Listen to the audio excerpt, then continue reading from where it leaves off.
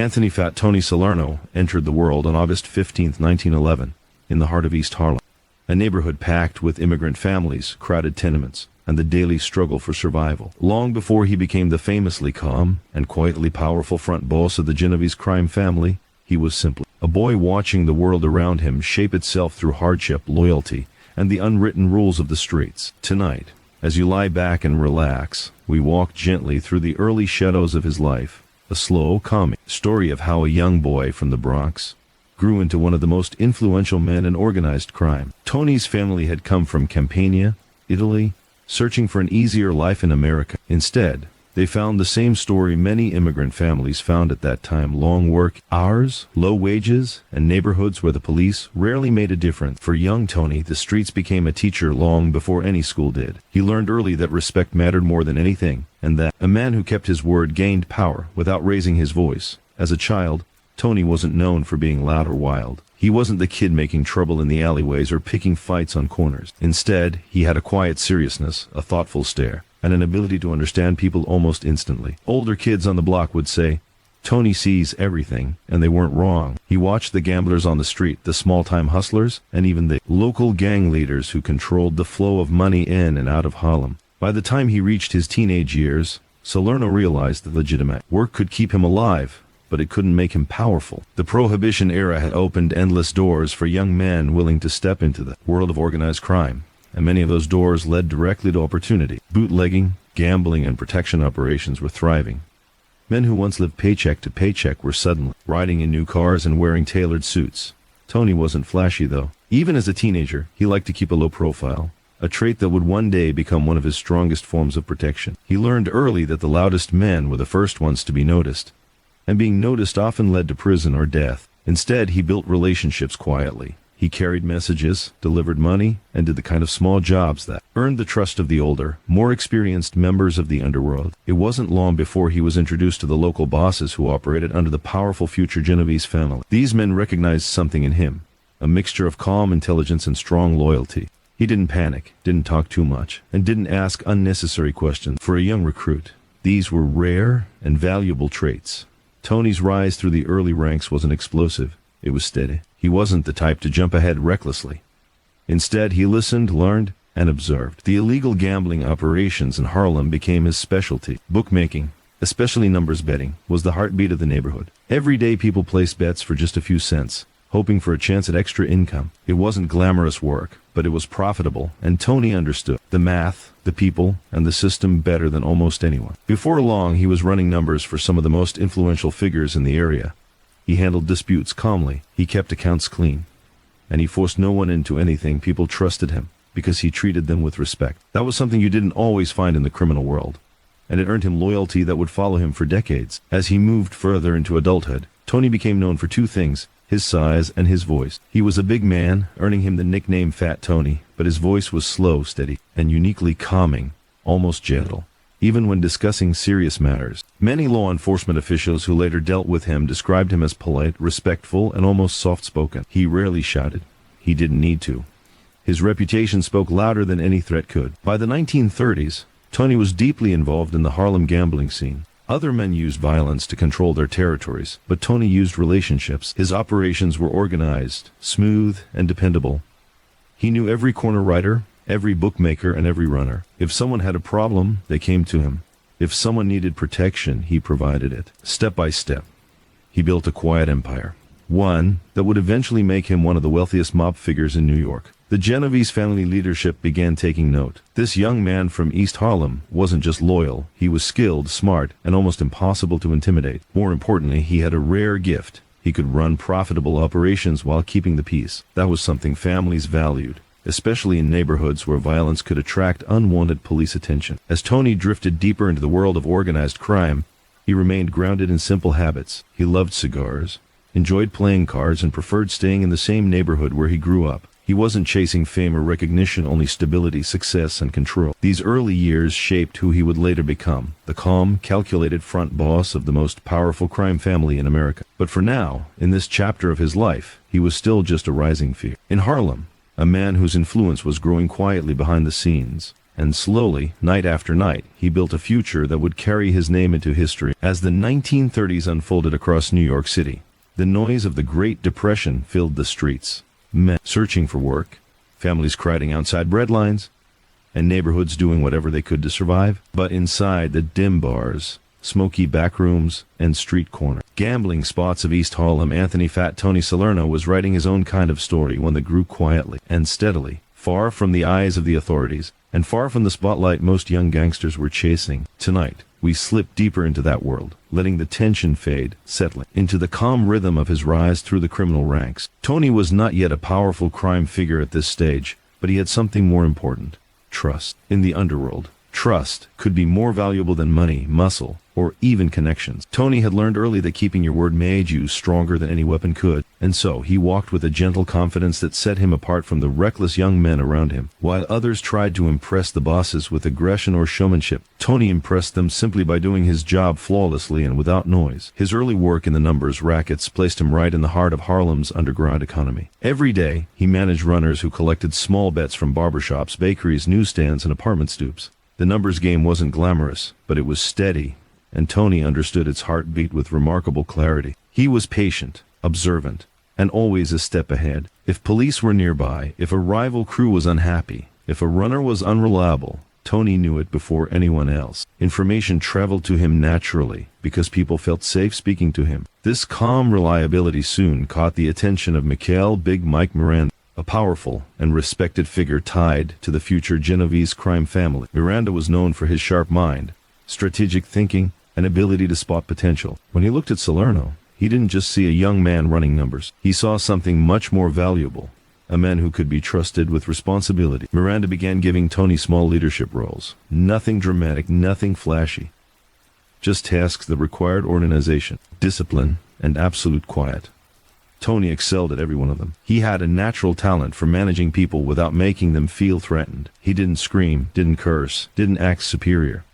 If someone made a mistake, Tony corrected it with calm words and a steady tone, and somehow, that made people want to work even harder for him. By the early 1940s, Tony had grown into a respected figure in the Harlem underworld. His gambling operations had expanded, his runners were loyal, and his income was steady enough to give him comfort. But Tony wasn't chasing extravagance. He still spent most of his time in simple neighborhood social clubs, smoking cigars and playing cards. He was becoming wealthy, yet he behaved like the same man he had always been, grounded, steady, and unassuming. This attitude, quiet but powerful, made him even more valuable to the Genovese hierarchy. As the years passed, Tony began overseeing more than just numbers. He became involved in bookmaking, loan sharking, and sports gambling, areas that demanded precision and discretion. Bookmaking, especially, required a cool head. The money moved fast, the bets were large, and tempers could flare easily when people lost more than they could afford. But Tony handled it all with a gentle composure that earned him even more respect. During this time, law enforcement also began noticing him, though at first only as a small figure in Harlem gambling. Police reports would mention him as a numbers man or bookmaker, but even then they noted his unusual calm. Officers described him as polite, respectful, and surprisingly cooperative during raids or questioning. He never argued, never panicked, and never said more than he needed to. It was as if he understood that law enforcement was simply part of the business, an occasional obstacle, not an enemy. While many young mobsters earned their reputations through violence, Tony earned his through stability. He created order in a world built on chaos, and the higher-ups appreciated that. His operations rarely caused trouble. He paid who needed to be paid, he kept his people in line, and he avoided unnecessary flare-ups with rival families. This ability to maintain peace was something the Genovese leadership found invaluable. A profitable operation was good, but a quiet and profitable operation was even better. As the 1940s progressed, Tony's influence continued to grow. He wasn't officially a made man yet, but his position was secure. He was becoming known for his reliability across the entire organization. If someone needed a dispute resolved calmly, Tony was asked to handle it. If a neighborhood needed a firm but respectful presence, Tony was sent there. If money needed to be moved without drama,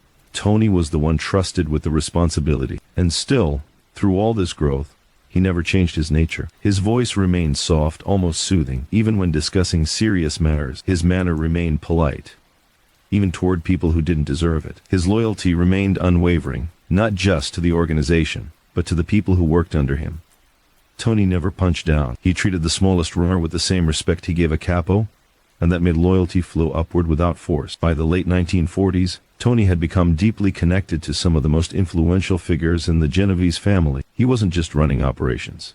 He was shaping the way business functioned in certain parts of Harlem and the Bronx. People listened when he spoke, not because they feared him, but because they trusted him. And in the world of organized crime, that kind of power was rare. As he approached the next decade of his life, Tony was preparing to take a step that would define the rest of his career, becoming a made member of the Genovese family. But for now, as Chapter 2 closes, he was a man on the rise, steady, calm, respected, and ready for the responsibilities that would soon shape his destiny. His ascent wasn't explosive.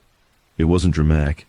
It was quiet, patient, and methodical, just like the man himself. And slowly, night after night, he was becoming one of the most trusted figures in the underworld. The late 1940s and early 1950s marked a turning point in Anthony "Fat" Tony Salerno's life. A quiet shift, almost invisible from the outside, yet deeply significant within the hidden structure of organized crime. Up until this point, Tony had been a trusted associate, a respected figure who had proven himself through years of loyalty, discipline, and steady performance. But now, he was moving toward a moment that would change his identity forever, becoming a made man in the Genovese family. Tonight, as you relax and breathe steadily, we walk slowly into that world, not with drama or fear, but with the soft calm of understanding how such a transition shaped his future. Making someone in the Mafia was not a casual decision. It was a deliberate, often long-delayed milestone, reserved for men who had shown unwavering loyalty. For Tony, this loyalty had been proven not through violence or recklessness,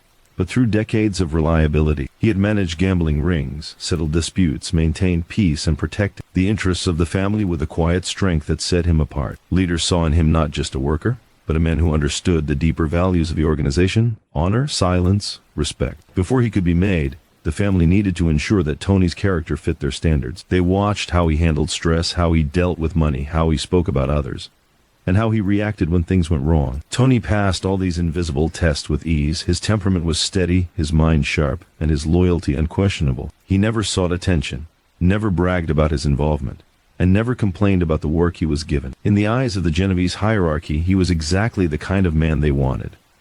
The ceremony itself, though secretive and sacred within the organization, was relatively simple.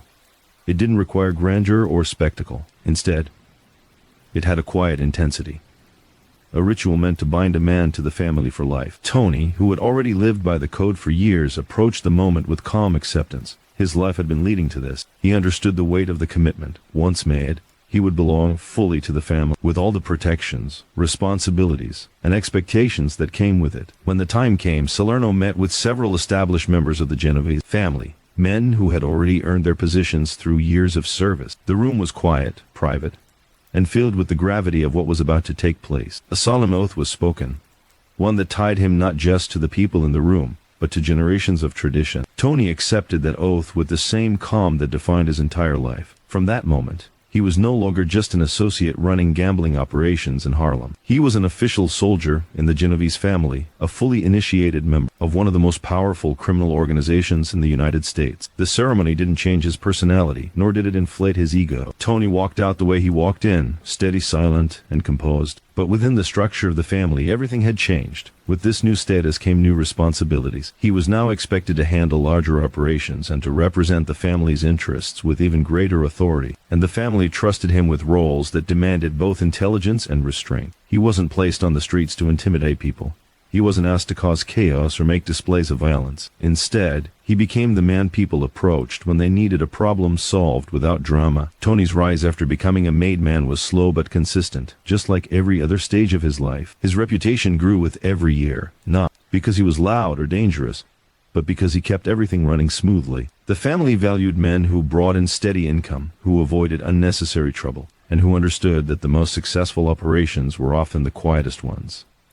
And Tony excelled in precisely those areas. He took over more gambling operations, expanded his bookmaking, and became deeply involved in loan sharking, a business that required a delicate balance of firmness and empathy. Tony never treated debtors with cruelty unless absolutely necessary. He understood that people fell behind on payments for many reasons. Instead of shouting or threatening, he preferred conversation, negotiation, and a calm reminder of obligation. This approach kept the peace while ensuring payments continued steadily. It also built a sense of respect around him that few other mob figures ever achieved. The leadership of the Genovese family especially those close to Vito Genovese himself, began viewing Tony as invaluable. He didn't stir trouble, didn't seek power for its own sake, and didn't challenge the hierarchy. He simply did his work with impeccable discipline.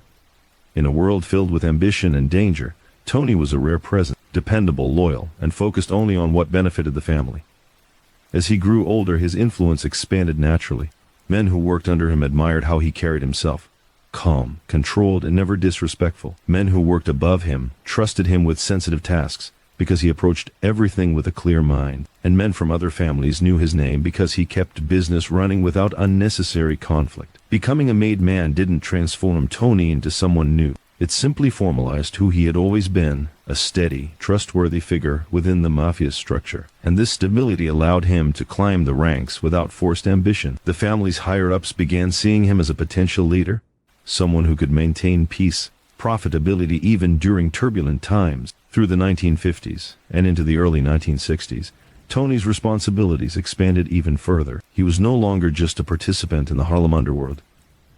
He was becoming a central figure. His operations grew, his influence deepened, and his reputation as a calm, strategic thinker became known across the city. But as Chapter 3 closes, Tony remains exactly what he had always been, a man who rose not because of fear or violence, but because of loyalty, patience, and a rare steady presence in a chaotic world. His journey was just beginning. Greater responsibilities, greater challenges, and eventually leadership roles awaited him in the chapters to come. But for now, in this moment, he was simply a newly made man with a long, winding future ahead.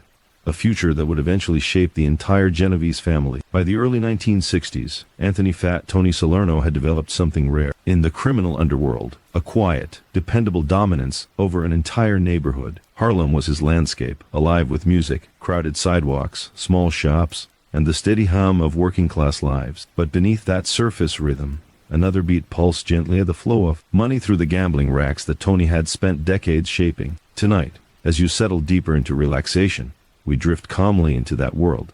The slow, steady expansion of Salerno's influence as he built a Harlem empire grounded in structure, consistency, and respect. For most mobsters, power came with noise, violence, flashy cars, loud announcements about who controlled what. But Tony's empire took shape almost invisibly. If you walked through Harlem during that time, you wouldn't see billboards or threats. You wouldn't see muscle on corners or intimidation in the streets.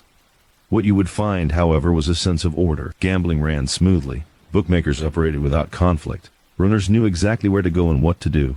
And behind all of it was Tony, not towering over the scene, but quietly guiding it from behind a cigar smoke-filled card table. Numbers gambling was still the lifeblood of Harlem, and Tony perfected it with surprising grace. Every day, thousands of people, shop owners, barbers, janitors, factory workers, placed small bets in hopes of changing their luck. The numbers game wasn't about greed, it was about hope. And Tony understood this deeply. He made sure the system was fair, that payouts were consistent, and that his runners treated customers with respect. People trusted the operation because Tony made it trustworthy. But gambling wasn't his only domain. Bookmaking, especially for horse races and sports, had become one of his specialties. He had a natural ability to read odds, anticipate outcomes, and manage risk. While other bookmakers lost fortunes on wild betting swings, Tony kept everything balanced. His system wasn't based on luck. It was based on understanding people and maintaining steady control, and Harlem respected him for that. Salerno's headquarters during these years was the Palermo Social Club on East 100 and 15th Street, a simple, unpretentious spot where time seemed to slow down. From the outside, it looked like an ordinary neighborhood hangout, men playing cards, sipping espresso, and discussing local gossip. But inside, Tony ran one of the most profitable gambling networks in New York City. Detectives often watched the club from parked cars across the street, but even they acknowledged that Tony ran things with an unusual sense of calm. There were no fights, no loud disputes, no drug dealing, and no chaos. Tony didn't allow it. His rules were simple. Keep the neighborhood peaceful, keep the money moving, keep the police uninterested. And for years, Tony kept all three in perfect balance. Part of his success came from how he treated people. While many mob figures relied heavily on intimidation, Tony relied on quiet conversations. He understood Harlem, not just the geography, but the people who lived there. He knew shopkeepers by name, remembered their families, and understood their daily struggles. When someone fell behind on payments, Tony didn't immediately send collectors. He listened, offered time, and maintained dignity. People didn't fear him because he was cruel, they respected him because he was fair. And fairness, in a world built on risk and reward, was rare. Still, power always brought challenges. Harlem was a valuable territory, and other crime families occasionally tried to inch their way in. Most mobsters would handle such challenges with force, making loud statements to prove dominance. But Tony took a different approach. When rivals appeared, he invited conversations, not confrontation. He negotiated, reasoned, and found peaceful solutions wherever possible. His calm approach avoided unnecessary bloodshed and saved the family from unwanted police attention. This quiet diplomacy made Tony invaluable to the Genovese family's leadership. Even bosses in other boroughs admired his ability to keep Harlem both profitable and peaceful. His empire wasn't built on violence. It was built on predictability. Every week, money flowed upward from his operations, clean and organized. Every year, Harlem remained stable under his watch, and every challenge that came his way was handled with composure. Law enforcement, however, had begun to see him differently. Throughout the 1960s, agents from the FBI and detectives from the NYPD started tracking Tony's activities more closely. They didn't see him as a street-level bookmaker anymore. They saw him as the silent manager of a criminal kingdom. But even with increased surveillance, Tony rarely made mistakes. He was polite during questioning, careful with his words, and always maintained a low public profile. Detectives often left frustrated, saying he behaved like a businessman, not a gangster. And perhaps in some ways that was true.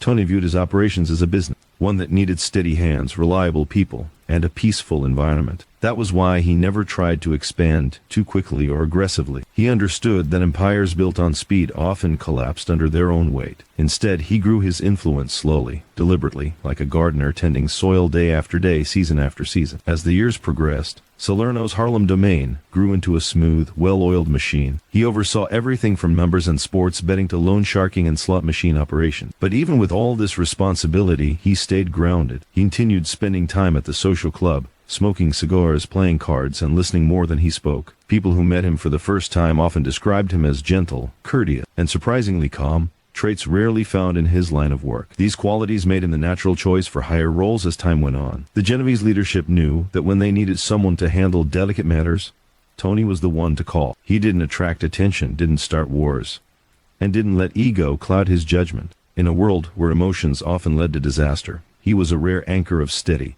controlled decision-making. By the end of this period, Tony had become one of the most important earners in the entire Genovese family. His Harlem empire, built with patience and quiet confidence, would support him for the rest of his life. It was the foundation of his power, the steady heartbeat that would later carry him into even higher positions within the organization. But for now, as Chapter 4 draws to a gentle close, Tony remains the calm architect of Harlem's underground economy, not a loud ruler, not a violent dictator, but a quiet force of stability. A man who kept the city's most unpredictable neighborhood running with the smooth efficiency of a clock. And soon, his influence would grow even further. As the 1960s eased into the 1970s, New York City changed dramatically. Neighborhoods shifted, businesses closed, new cultures emerged, and old social structures trembled. But within the hidden corridors of organized crime, something much more delicate was changing. The relationships between families, the balance of power, and the intricate alliances that kept the underworld from falling into chaos. In this environment, Anthony Tony Salerno's most valuable qualities began to shine brighter than ever. His patience, his calm diplomacy, and his quiet ability to keep peace without ever raising his voice. While many mob figures rose to prominence by relying on intimidation, Tony rose by understanding people, their motives, their weaknesses, their fears, and their ambitions. He had spent decades observing the rhythms of human behavior. Gamblers desperate for luck, bookmakers managing risk, lone clients drowning in debt, and young associates craving recognition. He learned early that every person, no matter how dangerous or chaotic, had a pattern. And Tony's gift was finding that pattern and using it to maintain stability. This talent made him a natural mediator. Conflicts between families, rival crews, or even individuals within the Genovese ranks often found their way to Tony's table. And while other capos might approach disputes ready for confrontation, Tony approached them like a physician diagnosing an illness. He listened patiently, letting each side speak without interruption. He didn't rush to judgment. He didn't show emotional reactions. Instead, he absorbed every detail, every subtlety, every tone change. Then, when both sides finished, he responded with rational, calm solutions that made people feel understood rather than defeated. This ability to diffuse tension became one of the primary reasons the Genovese family trusted him with some of its most sensitive tasks. During a time when the families were cautious about open conflict, especially with law enforcement intensifying surveillance, Tony's cool-headed diplomacy proved invaluable. He understood that unnecessary violence brought unnecessary attention, and attention was something the Genovese family avoided above all else. Unlike other families known for dramatic power struggles, the Genovese leadership preferred strategy over spectacle, and Tony's style fit perfectly into that philosophy. His diplomatic work extended beyond the Genovese organization. Leaders from other families, Gambino, Lucchese, Colombo, and others, knew Tony's name and respected his presence. When disagreements arose over territory, income, or personnel, Tony was often one of the people quietly invited to help negotiate solutions. He wasn't loud, he wasn't flashy, and he didn't demand credit. That made him a safe intermediary, someone others could trust to maintain confidentiality. Behind closed doors, Tony handled these conversations with remarkable finesse. He never pushed too hard. He never showed favoritism. He kept his voice calm, his posture relaxed, and his tone steady. Even when dealing with volatile personalities or high-stakes decisions, he projected an aura of patience that helped settle the room. Many said that Tony could walk into a meeting filled with anger and walk out with peace, without ever raising his tone or making threats. This was diplomacy in the shadows, and in the world he lived in, diplomacy was often more valuable than force. But peace didn't mean weakness. Tony understood the difference between negotiation and naivety. He was patient, not passive. Calm, not soft. When a rival crew crossed boundaries or threatened Genovese interests, Tony didn't hesitate to stand firm. But even then, he approached conflict with strategy rather than aggression. If pressure was needed, he applied it quietly. If a line had been crossed, he made sure it was corrected. Yet he always preferred resolution over escalation. Violence, in his mind, was a failure of leadership, something to be used only when every other option had been exhausted. Within the Genovese family, younger members began to see him as a model figure. He embodied the older code, the one built on respect, honor, and rational leadership. While newer criminal elements in the city grew reckless, Tony remained anchored in traditional values. His social club became a place where up-and-coming associates learned the importance of discipline and discretion. Tony didn't give long lectures, but his presence alone taught lessons. He showed that true power didn't require shouting, and true leadership didn't require fear. Meanwhile, the higher-ups in the family continued to expand his responsibilities. He was no longer just a Harlem gambling figure. He was becoming a trusted advisor in matters affecting multiple territories. He participated in high-level discussions, weighed in on strategies, and provided insights that often shaped decisions for the entire organization. His calm intelligence made him one of the most trusted voices in the room. But with influence came scrutiny. Law enforcement agencies, especially the FBI, began shifting more attention toward him. Detectives monitoring Harlem noticed that very little happened without Tony's involvement. Wiretaps captured his name repeatedly, mentioned with quiet respect among mob figures. Agents realized he wasn't a flashy boss with a public presence. He was something far more dangerous, a behind-the-scenes organizer. Yet even under increased surveillance, Tony remained composed. He had lived this life too long to be careless. He used coded language naturally, avoided unnecessary conversations, and kept his meetings small and private. Agents found that although they heard his name constantly, they rarely caught him slipping. He was too disciplined, too experienced, too wise to expose himself. As the 1970s unfolded, Tony's influence expanded into construction, labor unions, and business negotiations involving other families. These required a deeper level of diplomacy, not just calming tempers, but shaping long-term relationships.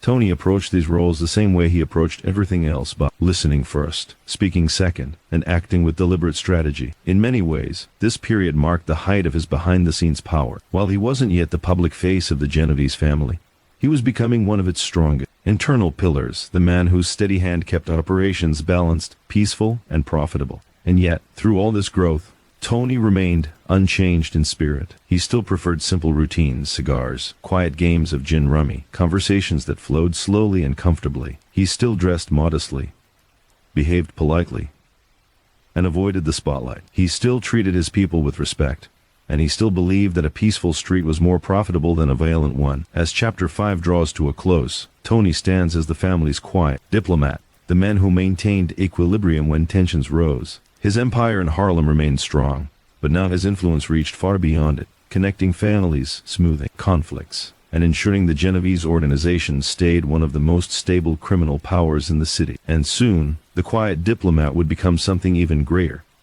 He would become a leader in the dim, unassuming corners of East Harlem, where the streets carried the lingering scent of bakeries, cigar smoke, and the quiet hum of neighborhood chatter. Anthony "Fat Tony" Salerno continued crafting a legacy that would eventually define him as one of the most powerful yet understated crime figures of his generation. The neighborhood around him evolved slowly, but Tony himself adapted much more quickly. He had learned early in life that the most influential men were rarely the loudest. They were the ones who blended into the daily rhythm, who sat quietly in the back booth of a social club, who listened more than they spoke, and who let others believe they were making the decisions. By the time Tony moved into his early adult years, he had already become a familiar face within circles that didn't operate according to the rules written in law books. He didn't rush for recognition. Instead, he moved with the patience of someone who understood the value of time. The Genovese family, large and powerful even then, had eyes everywhere, and they quickly took notice of Tony's way of handling business. He didn't shout, didn't threaten, didn't need theatrics. He simply delivered results. And in the world he occupied, results were the only true language of respect. Tony found himself gradually taking on roles that required a cool head and a steady hand. He handled numbers, managed small crews, and maintained the kind of relationships that opened doors others could not even approach. He understood that people were the true currency of power. If you treated them correctly, they stayed loyal. If you offered opportunity, they stayed close. If you protected them, they never forgot. That quiet philosophy became one of Tony's unseen strengths, a factor that pushed him deeper into the internal structure of organized power. As his influence grew, his responsibilities shifted. He was no longer just a street-level operator. He began dealing with problems that required discretion, situations involving disagreements between crews, misunderstandings between business partners, and disputes over shared territories. And each time, Tony managed to diffuse tension without unnecessary violence. It wasn't that he avoided force entirely. After all, the life he was in sometimes demanded it. But he believed in precision rather than chaos. He believed that a well-timed conversation could prevent a mess that would bring too much attention. This practical approach was one of the qualities that drew the respect of higher-ups in the Genovese family. They saw in Tony someone who could be trusted with information that wasn't meant for everyone. He became a quiet confidant. Someone who learned to read the subtle shifts in tone during meetings. Someone who could sense unease long before anyone expressed it aloud. And Tony never misused what he knew. In a world built on secrecy, loyalty was priceless.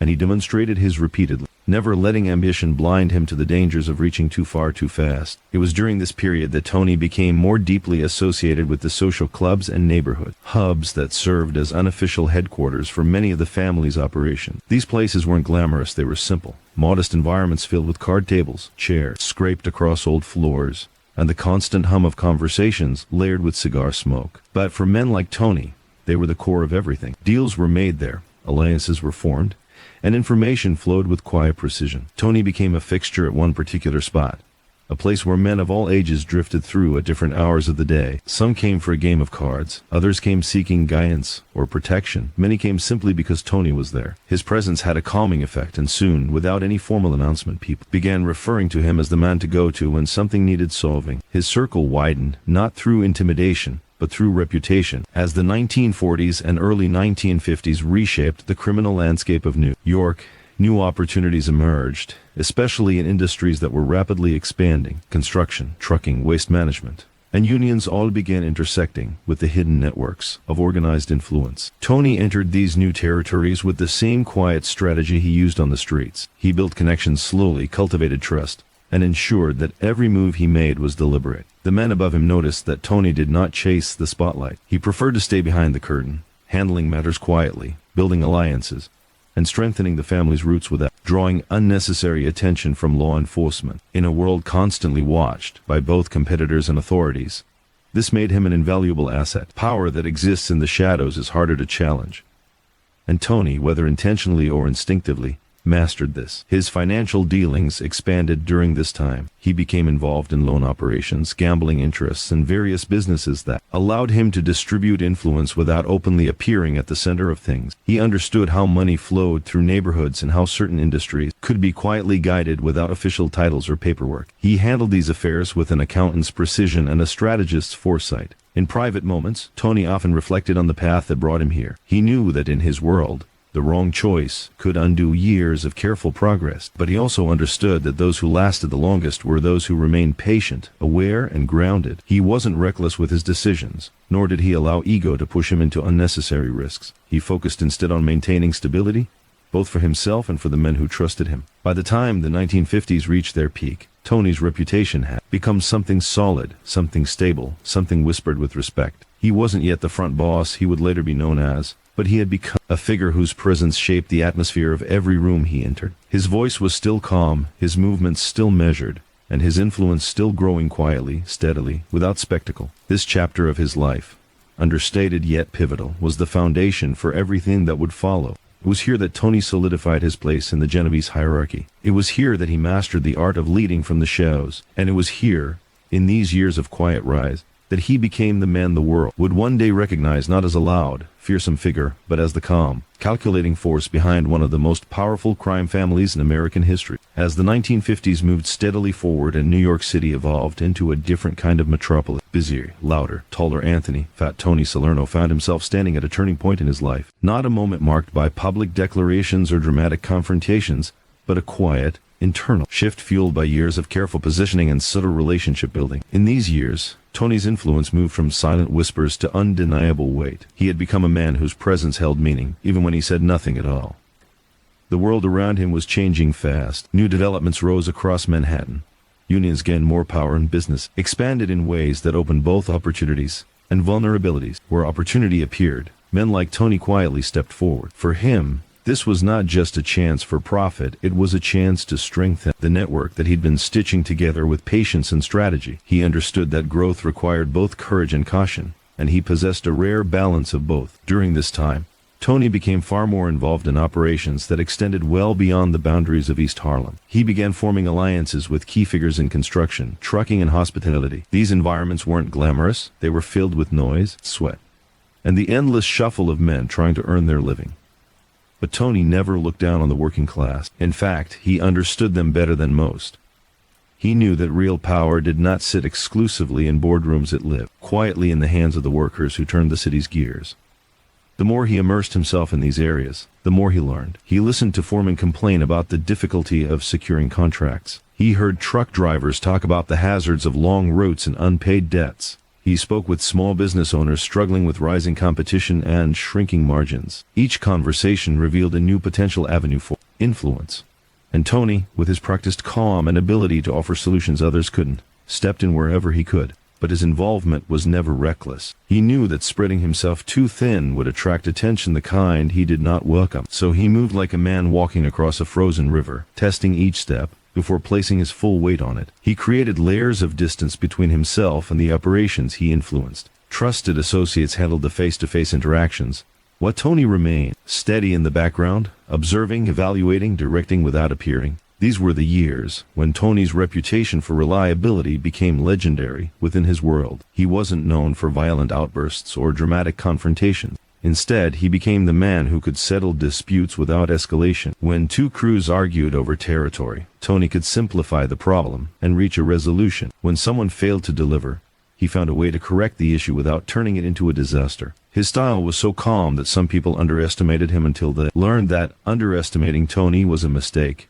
no one made twice. As his responsibilities widened, Tony also developed a relationship with the world of numbers, bookkeeping, gambling operations, and loan agreements. His understanding of money had grown sharper over the years. He didn't just count it, he studied its behavior. He learned which businesses flourished during economic downturns, and which ones thrived only when the city blossomed. He noticed seasonal patterns, daily fluctuations, and the psychology of men who needed financial support, but were too proud to admit it. These insights helped Tony structure operations that were both profitable and sustainable. He avoided the recklessness that destroyed others. He didn't drain people dry, he ensured they could always return, because a returning customer debtor was far more valuable than a ruined one. Through these dealings he solidified relationships that would benefit him for decades. But influence came with its own shadows. The more Tony accomplished, the more he found himself navigating pressure, not just from competitors, but from within his own circle. The Genovese family was one of the most powerful in the country, and power often created friction among ambitious men. Some wanted to rise quickly, Others doubted one another. But Tony, whose strength came from patience rather than aggression, rose without stepping on shoulders. He simply positioned himself so naturally and consistently that no one questioned his growing presence. His connection to higher-ranking members of the organization deepened during this period. He was trusted to manage delicate events that required tact, insight, and the ability to read human nature, whether it was smoothing tensions between crews, overseeing operations that crossed into new territories, or simply ensuring business remained predictable. Tony always seemed to have a plan ready before anyone asked for it. These qualities made him indispensable. In private meetings, he became the man others turned to for clarity. His voice, though never raised, carried authority. His stillness commanded more attention than others' noise. And slowly, without making an announcement of any kind, Tony stepped into a more central role within the hidden hierarchy of the family. There was a moment, quiet but defining, when Tony realized he was no longer merely rising. He had arrived at a level of influence that few men reached. It didn't feel like a triumph. It felt like a weight settling across his shoulders. A weight he accepted willingly because he knew what it meant. Leadership, even the kind that existed behind the scenes, required responsibility. It demanded a steady heart and a sharp mind. Tony had both. During these years, he also learned the importance of maintaining a balance between personal life and the world he operated in. Though he was deeply committed to the responsibilities placed before him, he understood the value of keeping certain parts of himself separate, protected. This allowed him to maintain clarity during difficult decisions and ensured that he never lost sight of the long game. The vision that had guided him since his earliest days in East Harlem. As the decade drew closer to its end, Tony stood stronger than ever. He wasn't yet the towering figure the world would one day recognize as the front boss of the Genovese family, but he had taken unmistakable steps toward that future. He had carved a place for himself with quiet determination, built alliances with intention, and strengthened his position so naturally that even his rivals had difficulty denying his influence. This was the turning point, subtle but unmistakable. The moment when Tony's rise became irreversible, when his shadow stretched long across the world he inhabited, and when the calm, strategic mind he possessed began shaping the future of an empire he would one day lead. By the early 1970s, Anthony "Fat Tony" Salerno had reached a point in his life where influence and responsibility intertwined like threads in a finely woven tapestry. He was no longer simply a trusted member of the Genovese family. He was a man whose judgment shaped outcomes far beyond the borders of East Harlem. Yet his rise was not a result of flamboyant violence or aggressive ambition. It was the result of patience, observation, and the careful application of strategy. Tonight,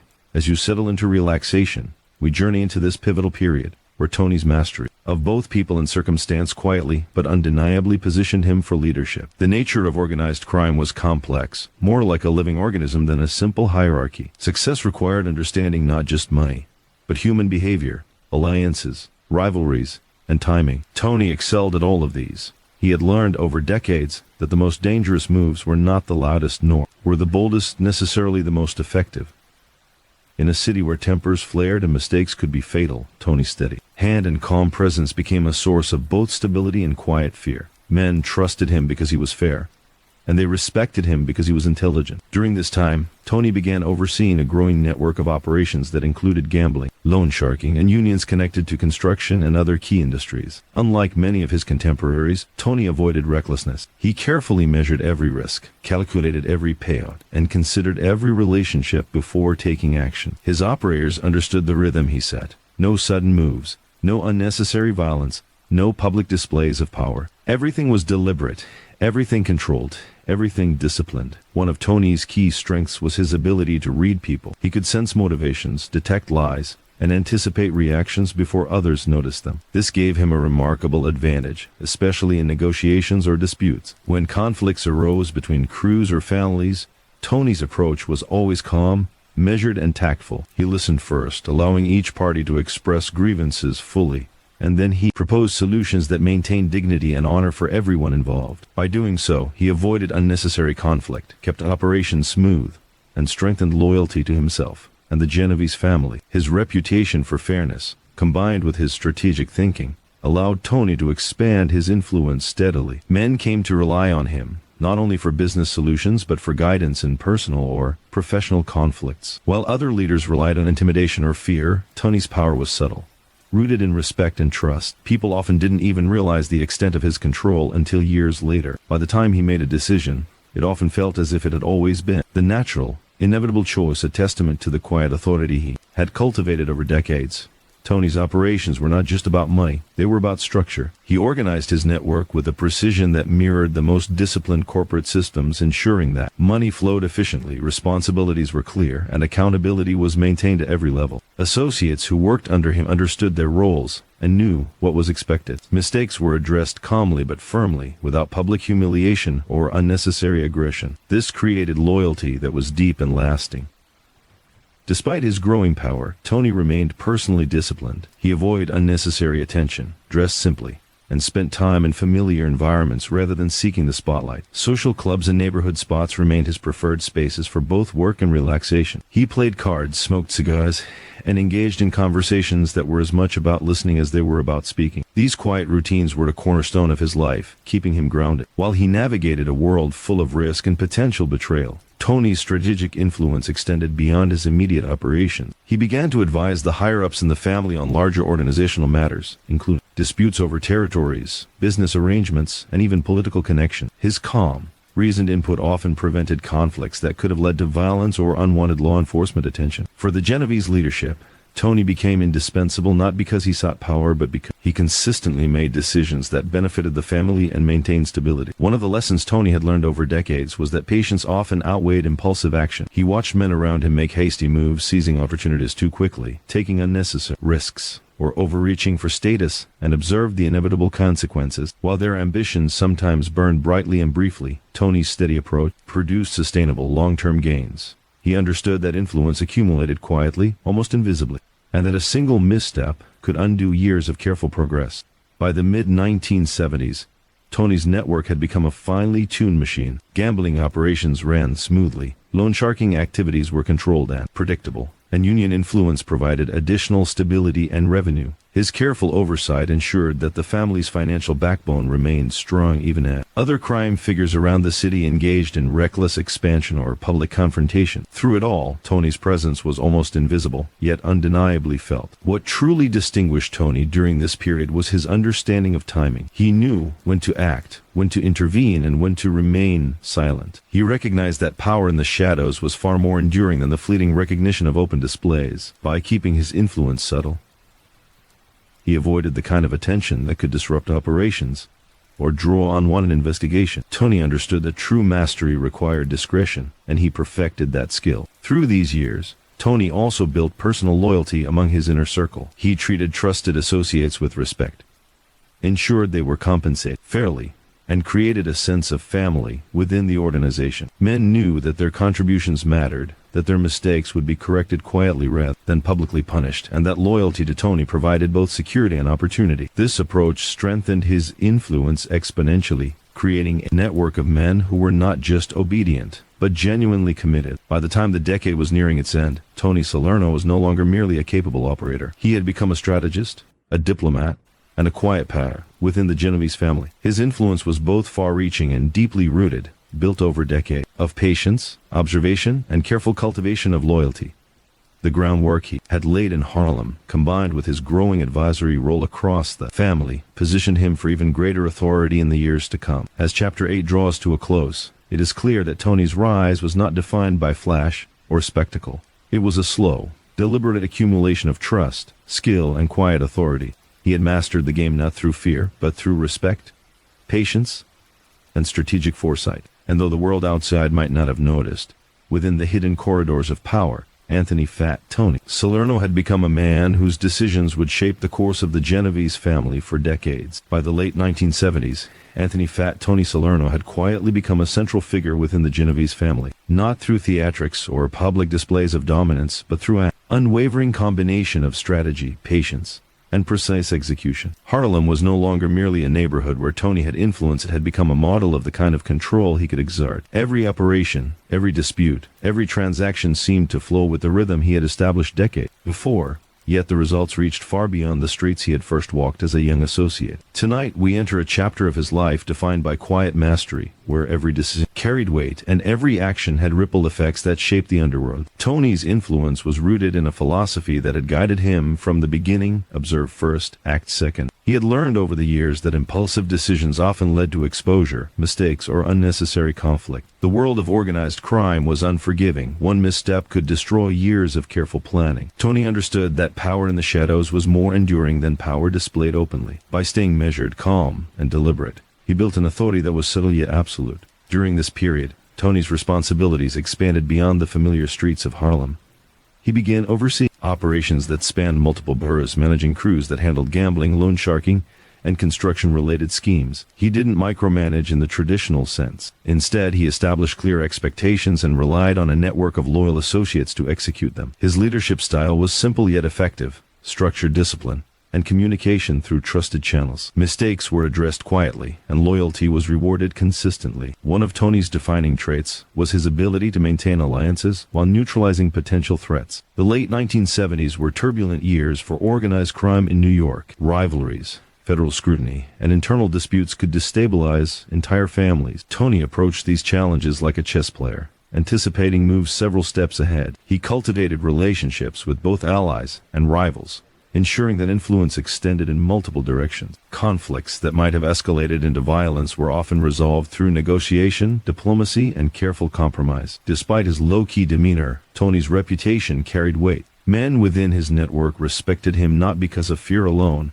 but because he consistently delivered results. If someone needed a dispute settled, Tony could do it quietly and efficiently. If money needed to be moved or operations needed restructuring, Tony had the foresight to act with precision. This reliability made him indispensable to the leadership of the Genovese family and cemented his status as a strategist whose value extended far beyond day-to-day operation. During these years, Tony also became adept at navigating the delicate balance between expansion and discretion. Many contemporaries sought rapid growth, often attracting unwanted attention from law enforcement. Tony, however, prioritized stability. He understood that a well-managed, smaller network could ultimately be more profitable than a sprawling empire under constant threat. He carefully monitored his crews, ensured compliance with internal rules, and maintained the family's reputation. For Tony, influence was measured not by notoriety but by control, how smoothly operations ran and how loyally men followed him. Another crucial aspect of Tony's rise was his understanding of timing. He rarely acted out of impulse. Instead, he waited for the right moment to assert influence or seize opportunities. This patience allowed him to strengthen relationships, gather intelligence, and execute plans with minimal risk. Men who misjudged him often discovered too late that his quiet presence masked a mind that anticipated outcomes and calculated responses with precision.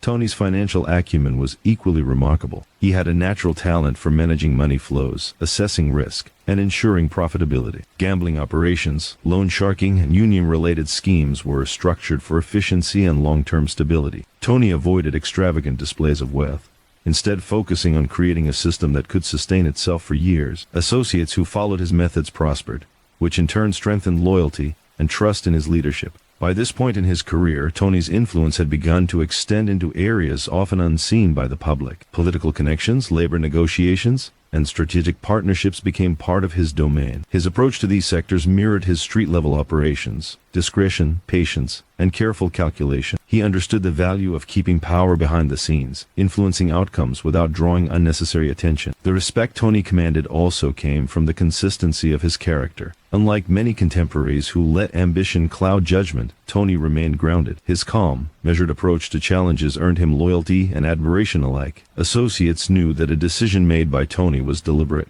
fair, and in the family's best interest. This consistency solidified his role as a key advisor and operator within the Genovese hierarchy.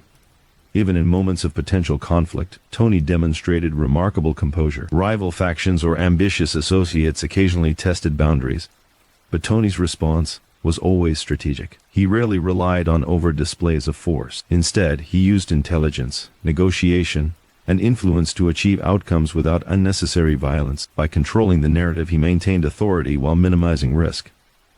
Tony's network thrived under this model. Gambling operations were profitable, union involvement remained controlled, and disputes within the family were resolved efficiently. Law enforcement, while increasingly aware of his name, found it difficult to penetrate the careful systems he had put in place. Tony's reputation for discretion and strategic thinking had become his strongest shield, and it allowed him to operate effectively while others drew attention to themselves through reckless action. As the decade drew to a close, Tony's role within the Genovese family had evolved from trusted associate to central strategist. He was no longer simply managing operations, he was shaping the family's long-term direction. His decisions influenced revenue, stability, and interfamily relationships. Though he remained largely behind the scenes, his authority was undeniable. Men deferred to him, leaders consulted him, and even rivals recognized his calculated power. As Chapter 9 closes, Anthony "Fat" Tony Salerno stands as a master strategist, quiet yet commanding, patient yet decisive. His influence spans neighborhoods, industries, and even rival families. Through decades of careful observation, disciplined action, and calculated diplomacy, he has transformed from a young associate into one of the most powerful and respected figures in the hidden world of organized crime. The foundation he has built in Harlem and beyond will soon serve as the platform for his rise to the very pinnacle of the Genovese family. By the early 1980s, Anthony "Fat" Tony Salerno had reached a stage in life where influence and responsibility converged with clarity. He was no longer merely a trusted figure or a behind-the-scenes operator. He was a man whose decisions could ripple through the entire Genovese family. Yet, true to his nature, Tony never sought attention or public acknowledgement. His path to power was gradual, patient, and deliberate, shaped over decades of observing, learning, and quietly asserting authority. Tonight, we explore a chapter of his life defined by strategic leadership, where loyalty and influence became the cornerstones of his quiet ascent. Tony had long understood that the foundation of leadership in the underworld was trust. In a world where betrayal could be fatal, loyalty was more valuable than any sum of money. Tony earned this trust not through threats or fear, but through consistent fairness and discretion. Associates knew that if they followed him, they would be treated justly. Mistakes would be addressed privately, and successes would be rewarded. This approach fostered deep allegiance, ensuring that those under his influence were committed not because they had to be, but because they wanted to be. By now, Tony's influence extended far beyond Harlem. He managed complex networks of gambling, bookmaking, and loan sharking that spanned multiple boroughs. Each operation required careful oversight, a delicate balance of authority, and the ability to navigate human behavior with precision. Tony did not micromanage, but he observed closely. He knew the strengths and weaknesses of every associate, understood how to motivate them, and ensured that the machinery of his operations ran smoothly. Efficiency, discretion, and loyalty were the metrics he valued most. Leadership also demanded diplomacy, a skill Tony had refined over decades. Rival families, ambitious associates, and even law enforcement created a constant backdrop of pressure. Many men in his position might have relied on intimidation or displays of power to maintain control, but Tony's method was different. He negotiated, persuaded, and influenced decisions quietly, often before others even realized the direction in which events were moving. His reputation for calm problem-solving became a hallmark of his style, and it earned him respect across the city's criminal landscape. Tony's ability to navigate complex relationships was especially critical during this period. Within the Genovese family, leadership was distributed among multiple layers, each with competing interests and ambitions. Missteps could spark conflict, weaken alliances, or expose operations to law enforcement scrutiny. Tony's approach was to observe carefully, understand motives, and act strategically. He mediated disputes, advised on sensitive matters, and ensured that decisions aligned with the long-term goals of the family. His influence grew not because he demanded it, but because others recognized the value of his guidance. While Tony's authority was solidifying, he remained disciplined and grounded. He did not indulge in extravagant displays of wealth or public notoriety. Social clubs, quiet gatherings, and familiar neighborhoods remained his preferred environments. These spaces allowed him to maintain perspective, assess situations calmly, and reinforce his relationships with trusted associates. His understated presence was a strategic choice as much as a personal preference, shielding him from unnecessary attention while reinforcing his image as a measured and reliable leader. Financial acumen was another pillar of Tony's rise. He managed complex networks of income, ensuring the profits were steady, sustainable, and well accounted for. Gambling operations were structured efficiently, loans were monitored carefully, and union-related ventures were guided with foresight. Tony avoided reckless expansion, understanding that rapid growth often drew law enforcement scrutiny or provoked rivals. His goal was long-term stability, not short-lived recognition. The systems he built were precise, reliable, and resilient, enabling him to sustain influence even in turbulent times. Tony's leadership style also emphasized preparation. He never acted impulsively. Decisions, whether operational, strategic, or interpersonal, were always measured and informed. He anticipated the consequences of each action, considered alternatives, and implemented solutions that minimized risk while maximizing results. Associates learned that working with Tony required discipline and attention, but it also provided security and clarity. His calm, thoughtful approach cultivated loyalty, trust, and respect that were deeper than fear alone could inspire. By the early 1980s, Tony had also begun to consolidate his position as a key advisor to the upper echelons of the family. He was called upon to provide insights into critical decisions, manage sensitive disputes, and oversee operations with a strategic perspective. His influence extended across multiple territories and functions, shaping the family's long-term direction. Even rivals acknowledged his skill in negotiation and strategy, often recognizing that Tony's counsel could prevent conflicts that might otherwise escalate into violence. Tony's ascent was not without challenges. Ambitious figures within the family occasionally tested boundaries, and rival families had opportunities to exploit perceived weaknesses. Yet Tony's combination of patience, foresight, and measured authority allowed him to navigate these challenges successfully. He remained calm under pressure, responded decisively when necessary, and used influence rather than force whenever possible. This careful balance of diplomacy and control became his hallmark, distinguishing him from many contemporaries who relied on aggression and spectacle. Despite his growing responsibilities, Tony remained personally disciplined. He valued routine, familiar environments, and meaningful relationships. These habits allowed him to maintain clarity, focus, and perspective even as the weight of his influence increased. Associates knew that Tony's decisions were deliberate, that his guidance was consistent, and that his authority was grounded in long-term vision rather than short-term ambition. As Chapter 10 draws to a close, it is clear that Tony's path to power was defined not by showmanship or violence, but by steady accumulation of trust, influence, and strategic skill. He had become a man whose decisions shaped outcomes across multiple neighborhoods, operations, and even rivalries. Loyalty and discretion were the foundation of his authority, and his calm, measured approach ensured that his influence was both enduring and respected. Anthony "Fat Tony" Salerno had arrived at the threshold of leadership. The networks he had built, the trust he had earned, and the strategies he had perfected now positioned him to assume a role that would define his legacy within the Genovese family. In the quiet of his Harlem social clubs, and behind the closed doors of strategic meetings, the seeds of his ultimate rise had already taken root, preparing the ground for a chapter of power that few could rival. By the mid-1980s, Anthony "Fat Tony" Salerno had transitioned from a rising figure to a central force within the Genovese family. His reputation for quiet authority, strategic thinking, and unwavering loyalty made him an indispensable part of the organization. Harlem, once a proving ground for his early operations, had become a testament to his leadership, a smoothly functioning network of gambling, loans, and union influence that operated efficiently, quietly, and profitably. As we settle into this chapter, we explore the period when Tony's influence consolidated, shaping not only his own trajectory, but the future of one of New York's most powerful crime families. Consolidation of power in Tony's world was less about spectacle and more about structure. He approached leadership like a craftsman, carefully adjusting the gears of his network so that every operation moved with precision. Every associate had a role, every dispute had a resolution framework, and every opportunity was evaluated before being acted upon. This meticulous approach ensured that both revenue and influence flowed consistently upward while maintaining the trust and loyalty of those who carried out the work. One of Tony's core strengths was his ability to maintain balance among competing interests within the Genovese family. As in all organized crime syndicates, power struggles were inevitable. Ambitious figures often sought to advance their own positions, sometimes at the expense of stability. Tony's approach was neither confrontational nor reactive. He used careful observation and strategic intervention to neutralize potential conflicts before they could escalate. His reputation for fairness and sound judgment made him the voice of reason in many tense situations, reinforcing his authority while minimizing risk.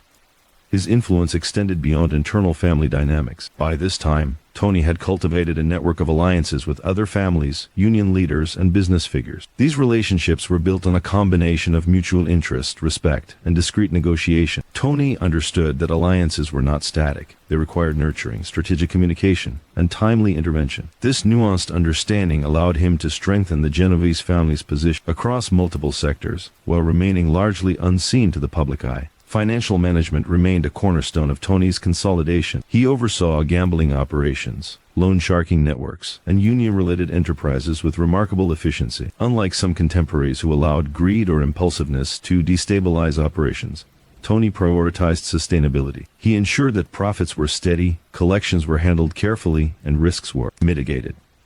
By doing so, he secured both loyalty from his associates and long-term stability for the organization. Tony's rise also required a careful handling of law enforcement scrutiny. By the 1980s, the FBI and NYPD had begun increasing their attention on organized crime, using advanced surveillance, wiretaps, and informants. Tony's approach to this challenge was strategic discretion. He minimized direct involvement in potentially incriminating activities, delegated responsibilities to trusted associates, and maintained a low public profile. His calm, deliberate demeanor, combined with a network of loyalty and trust, allowed him to operate effectively while avoiding unnecessary exposure. The consolidation of power also demanded attention to human dynamics. Tony understood that leadership was as much about people as it was about operation. He maintained personal connections with trusted associates, offered guidance to those seeking direction, and ensured that loyalty was reciprocated with fairness and opportunity. Men under his leadership were not just followers, they became part of a system that functioned predictably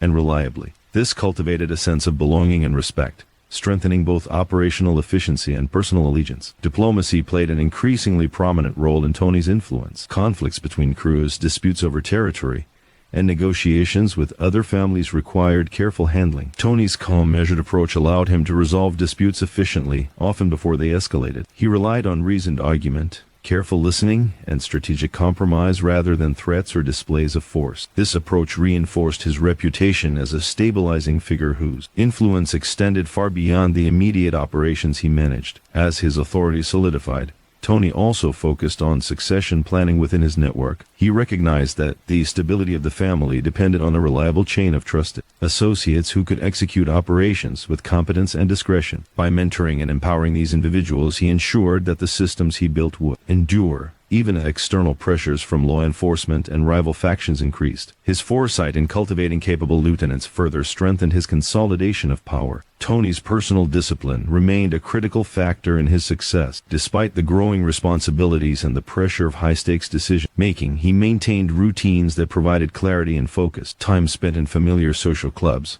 quiet conversations with trusted associates, and measured attention to his own health and composure allowed him to approach challenges with a calm, strategic mindset. This personal stability translated directly into operational effectiveness, reinforcing his reputation as a leader who was both deliberate and reliable. The culmination of these efforts was a network that functioned with remarkable stability and efficiency. Gambling operations produced consistent revenue, union-related enterprise operated smoothly, and internal disputes were handled without disruption. Tony's influence had become both broad and deeply rooted, creating a foundation that would support his eventual elevation to the uppermost levels of the Genovese family hierarchy. By the end of this period, Anthony Fat, Tony Salerno, was recognized not only as a competent operator, but as a strategic architect of the family's power. His consolidation of influence, loyalty, and operational efficiency had created a network resilient to both internal and external pressures. His steady hand guided the family's activities, his judgment was trusted implicitly, and his authority, though largely exercised quietly, was absolute within the circles he controlled. As Chapter 11 closes, it becomes evident that Tony's ascent was defined by more than ambition. It was built on strategy, patience, and the careful cultivation of trust and loyalty. In the shadowed corridors of power, he had transformed from a rising figure into a central architect of one of New York's most powerful crime families. Harlem remained a testament to his early influence, but the reach of his authority now extended far beyond, setting the stage for his eventual emergence as a leader whose impact would be felt across the entire underworld. By the mid-1980s, Anthony Fat Tony Salerno had become a figure whose influence extended far beyond the streets of East Harlem. He was no longer simply a respected operator or trusted advisor within the Genovese family. He was approaching the very threshold of leadership. Yet true to his nature, Tony's rise remained quiet, methodical, and largely unseen by the outside world. This chapter explores the period when his careful cultivation of loyalty, strategy, and influence positioned him for the pinnacle of authority, demonstrating how patience and subtlety often yield the greatest power. Tony's ascent was not built on brute force. Unlike some contemporaries whose notoriety was fueled by aggressive displays of dominance, Tony's authority derived from a different source, respect earned through fairness, reliability, and discretion. Associates and rivals alike recognized that Tony's decisions were grounded in careful calculation, not impulse. His reputation for measured judgment made him a stabilizing presence, a man whose counsel was sought before any critical action was taken. By this time, Tony oversaw a vast network of operations encompassing gambling, loan sharking, construction-related unions, and other income-generating enterprises. Each operation was meticulously organized, with trusted lieutenants managing day-to-day details while Tony maintained a strategic overview. He relied on clear lines of responsibility, regular communication, and precise accountability. Mistakes were addressed swiftly but privately, fostering loyalty and confidence rather than fear. This careful system allowed him to maintain control while avoiding unnecessary exposure or disruption. One of Tony's greatest skills was his ability to anticipate problems before they arose. Decades of observation had given him an intuitive understanding of human behavior, alliances, and rivalries. He could sense tension in a room, predict moves from competitors, and navigate disputes before they escalated. This foresight became increasingly important as the Genovese family faced growing pressure from law enforcement, rival families, and internal power struggles. Tony's strategic approach allowed him to address challenges proactively, maintaining both stability and profitability. Diplomacy played a central role in Tony's rise. He negotiated disputes between crews, mediated conflicts among family members, and even engaged with other families to prevent territorial clashes. His approach was calm, reasoned, and measured. He rarely raised his voice, resorted to threats, or drew attention to himself. Instead, he used logic, timing, and subtle persuasion to achieve outcomes favorable to the family. Over time, his ability to maintain harmony while advancing strategic interests earned him the trust of both allies and rivals. Financial management remained another cornerstone of Tony's authority. He understood not just the importance of revenue, but also of long-term sustainability. Gambling operations were structured for consistent profitability. Loan sharking activities were monitored carefully, and union-related schemes were guided to ensure ongoing influence. He avoided reckless expansion or high-profile ventures that might draw law enforcement scrutiny. His focus was always on maintaining a steady, resilient network capable of withstanding both internal and external pressures. Loyalty was central to Tony's approach. He invested time in mentoring his trusted associates, fostering a sense of responsibility and purpose within the organization. Men who worked under him were motivated not only by profit, but by the confidence that Tony would protect their interests and reward their dedication. This cultivated deep allegiance, making his network not only operationally efficient but also fiercely loyal. Tony's authority, therefore, was reinforced not by fear, but by genuine respect and trust, a rare and powerful combination. By the mid-1980s, Tony's influence had become recognized by the highest levels of the family. Though he remained largely behind the scenes, his counsel was sought on critical decisions affecting revenue, territory, and interfamily relations. Leaders understood that Tony's guidance could prevent conflicts that might escalate into violence or draw unwanted attention. His ability to maintain balance, resolve disputes, and shape strategic outcomes quietly made him indispensable. Even as his authority grew, Tony maintained the personal discipline that had defined his career. He frequented familiar social clubs, engaged in measured conversation, and adhered to routines that allowed him to remain focused and composed. These habits not only provided clarity and perspective, but also reinforced his image as a calm, reliable leader. Associates knew that decisions made by Tony were deliberate, thought out, and consistent with the long-term interests of the family. Tony's consolidation of influence also involved careful preparation for the future. He ensured that capable associates were positioned to manage critical operations, safeguarding the family against sudden disruption. He understood that leadership was not just about the present, but about maintaining stability and continuity for years to come. This foresight reinforced the resilience of his network and further cemented his path to the top. Law enforcement pressure continued to rise during this period, with federal investigations and surveillance increasing across New York City. Tony's approach to these threats was rooted in discretion and strategy. He minimized direct involvement in potential incriminating activities, relied on trusted intermediaries, and carefully monitored operations from a distance. This ability to maintain control while avoiding exposure demonstrated both his intelligence and his understanding of the delicate balance required in leadership. By the late 1980s, Anthony "Fat Tony" Salerno had become a figure whose influence was quietly absolute. His networks were stable, profitable, and disciplined. Disputes were resolved efficiently, operations were structured strategically, and loyalty among his associates was strong. His combination of discretion, strategic thinking, and personal discipline had elevated him to the brink of leadership, a position few could attain and even fewer could sustain. As Chapter 12 draws to a close, Tony stands at the edge of the pinnacle, poised to assume a role that will define his legacy. His rise was not sudden or flamboyant, but deliberate, patient, and grounded in decades of observation, calculation, and loyalty. Harlem remained the foundation of his early influence, but his authority now extended across the family and beyond, shaping operations, relationships, and strategic outcomes. Anthony "Fat Tony" Salerno, the quiet strategist, was ready to step into the highest levels of power, a figure whose calm and measured authority would leave an indelible mark on the history of organized crime. By the late 1980s, Anthony "Fat Tony" Salerno had reached a stage of life where quiet authority became undeniable. He was no longer merely an influential figure behind the scenes of the Genovese family. He was now recognized as the front boss, a title that reflected not just his operational skill, but his years of patient, calculated leadership. This chapter explores the period when Tony stepped fully into a position of power, a role he achieved not through spectacle, intimidation, or aggression, but through decades of careful cultivation of loyalty, strategy, and discretion. The title of front boss in the Genovese family carried weight, but it was also complex. Unlike the ceremonial leaders of public organizations, a front boss's role was both symbolic and functional. Tony served as the visible authority while the true decision-making often remained within a closely guarded circle of family insiders. He understood the balance required, appearing authoritative enough to command respect, yet discreet enough to shield the family's core operations from law enforcement scrutiny. Tony's influence extended across the city, encompassing gambling,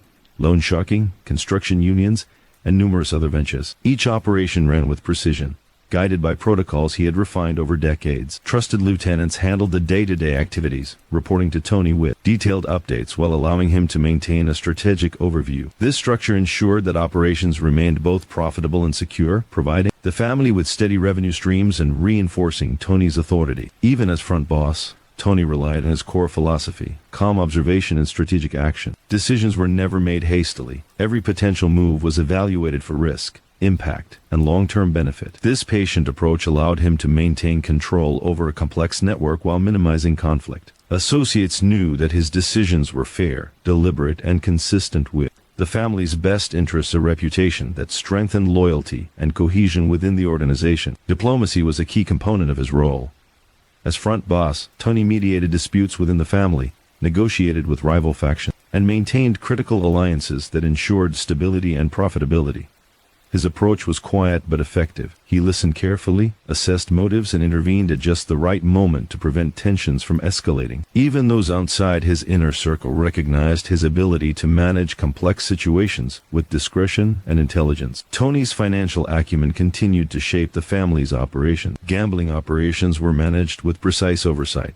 Loan sharking schemes were monitored carefully, and union-related enterprises were guided to maximize influence and profitability. He avoided impulsive decisions or high-risk ventures that could attract attention, understanding that long-term sustainability required meticulous planning and consistency. This careful management reinforced his role as a stabilizing force within the family. The position of front boss also demanded an acute understanding of law enforcement pressures. By the late 1980s, federal investigations and surveillance had intensified, targeting organized crime networks across the city. Tony navigated these challenges with caution, delegating sensitive tasks to trusted associates and maintaining a low profile in public. His ability to shield core operations while preserving influence demonstrated both intelligence and prudence, ensuring the family's continued stability.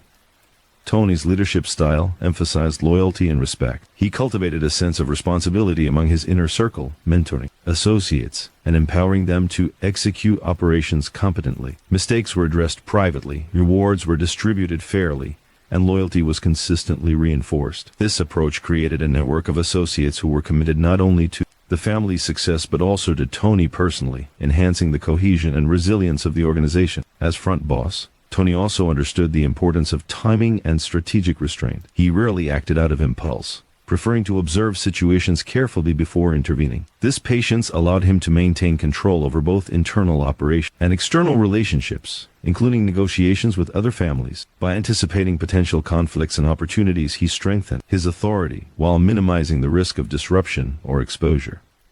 Personal discipline remained a hallmark of Tony's life. Even as the weight of leadership increased, he maintained routines that preserved focus, clarity, and composure. Time spent in familiar social clubs, measured conversations with trusted associates, and attention to health and personal well-being allowed him to approach challenges with a steady mind. This personal stability reinforced the effectiveness of his leadership, making Tony a reliable and consistent figure within the family. By this stage, Tony's authority extended beyond operational control. He influenced strategic decisions that shaped the family's long-term trajectory. His counsel was sought on matters ranging from territory negotiations to business arrangements and inter-family alliances. Associates and peers alike recognized his ability to navigate complex challenges with discretion and foresight, further cementing his role as a central architect of the Genovese family's enduring power. The era of Tony's tenure as front boss was marked by careful balance. He maintained profitability, resolved disputes efficiently, and navigated external pressures with strategic foresight. His leadership style combined discipline, diplomacy, and discretion, creating a network that was both resilient and highly effective. By managing the delicate interplay between authority and subtlety, Tony demonstrated that true power often lies in restraint, calculated action rather than overt displays of force. As Chapter 13 closes, Anthony "Fat Tony" Salerno stands as a figure whose authority and influence had matured into a form of quiet mastery. He had become the front boss, not through bravado or aggression, but through decades of patient observation, strategic calculation, and careful cultivation of loyalty. Harlem had been the foundation of his early rise, but his impact now extended across the Genovese family and beyond, shaping operations, relationships, and the hidden corridors of power. In this chapter of his life, Tony exemplifies the principle that the most enduring authority is built not on fear or spectacle, but on patience, strategic insight, and the quiet confidence of a mind that understands both people and circumstances. By the early 1990s, Anthony "Fat Tony" Salerno had long been established as the front boss of the Genovese family, a position that demanded not only strategic oversight but also constant vigilance. Leadership in organized crime was never static.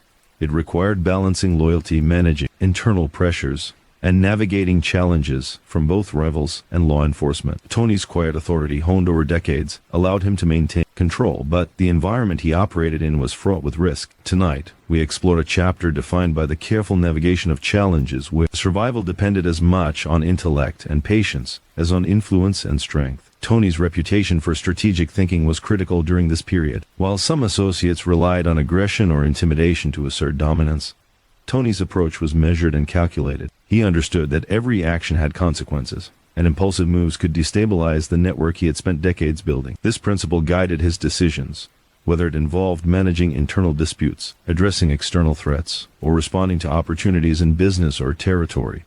One of the ongoing challenges Tony faced was maintaining loyalty among his associates. As front boss, he oversaw multiple crews with varying ambitions and temperaments.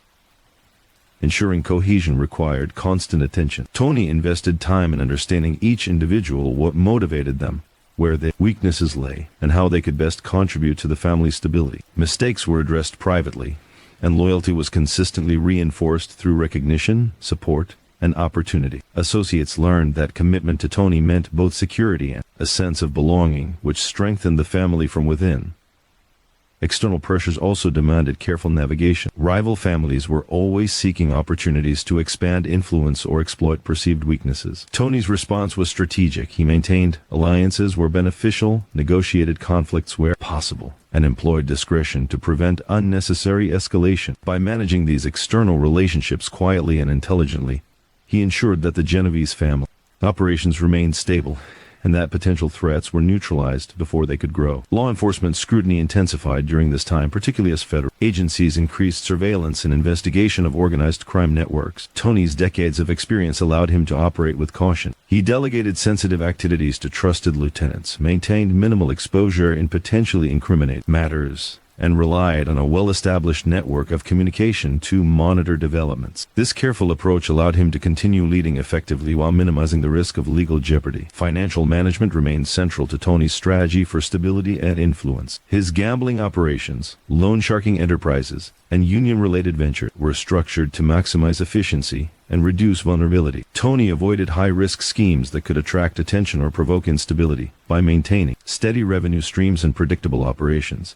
he reinforced loyalty among associates and ensured that the family's influence remained strong despite external pressures. Tony's diplomatic skills were especially crucial during this period. Conflicts within the family, or with rivals, could escalate quickly. But Tony's calm approach allowed him to mediate effectively. He listened attentively, assessed the underlying motivations of all parties, and intervened at just the right moment to prevent escalation. By resolving disputes quietly and fairly, he maintained cohesion within the family and preserved operational efficiency. This ability to blend authority with discretion strengthened his position as a leader who could command respect without relying on fear. Personal discipline continued to play a key role in Tony's effectiveness. Despite the increasing weight of responsibility, he maintained routines that provided clarity and focus. Familiar social clubs, private conversations with trusted associates, and structured attention to his own health and composure allowed him to navigate the pressures of leadership with a steady mind. Associates knew that Tony's decisions were deliberate, consistent, and in the family's long-term interest, a reliability that further reinforced loyalty and respect. One of the defining challenges of this period was balancing ambition with caution. Many in organized crime were tempted by rapid expansion or high-profile ventures, which could yield short-term gains but invite danger. Tony consistently prioritized long-term stability over immediate gratification. He measured every opportunity carefully, weighing potential risks against anticipated rewards, and only acted when the conditions were favorable. This disciplined approach allowed him to preserve the family's power, while others faced setbacks due to impulsive decisions. The mid-1990s also brought subtle shifts in the broader environment. Law enforcement became more sophisticated, rival families experienced internal disruptions, and the economic landscape of the city was changing. Tony's ability to adapt while maintaining core principles of leadership, loyalty, strategy, and discretion was essential. He understood that survival depended on remaining flexible, observing trends carefully, and adjusting operations to maintain influence and profitability without compromising stability. By this stage, Tony had also developed a keen sense of foresight regarding succession and organizational continuity. He ensured that trusted lieutenants were prepared to manage critical operations, maintaining stability even in the face of unexpected challenges. This careful preparation reinforced the resilience of the network he had built over decades and strengthened his authority as a leader whose vision extended beyond immediate concerns. Tony's influence during this period was both extensive and subtle. He guided critical decisions across multiple sectors of the family's operations, resolving disputes, managing alliances, and ensuring that revenue streams remained consistent. His ability to remain calm under pressure, assess risks accurately, and act strategically allowed the Genovese family to maintain its dominance even as the environment became increasingly complex. As Chapter 14 closes, Anthony Fat Tony Salerno exemplifies the art of leadership in an environment defined by risk and uncertainty. His rise to the position of front boss was not marked by spectacle or violence, but by decades of careful observation, strategic thinking, and cultivation of loyalty. The challenges of this period, internal disputes, external pressures, and evolving threats, highlight the importance of patience, discretion, and strategic action. Tony's ability to navigate these challenges ensured the survival, stability, and continued influence of the family, solidifying his place as one of the most respected and effective leaders in the history of organized crime. By the late 1990s, Anthony Fat Tony Salerno had firmly cemented his position as one of the most influential figures within the Genovese family. His reputation, built over decades of careful observation, disciplined execution, and strategic decision-making,